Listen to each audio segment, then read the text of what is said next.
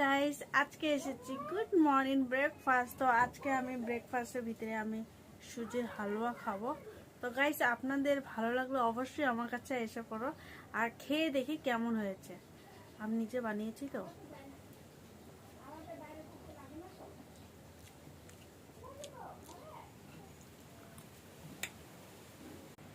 তো গাইস, এখন খাওয়ার সময় ব্রেকফাস্টের সময় লাইট চলে গেছে। তো এটা আমি ওয়েস্ট না করে আমি খেয়ে দিই, কেন খেয়ে নিই। সকাল সকাল ব্রেকফাস্টটা অনেক জোরে খিদে পেয়েছে না, আর আমার খেতে অনেক এতটা টেস্ট হয়েছে কি বলা যায়।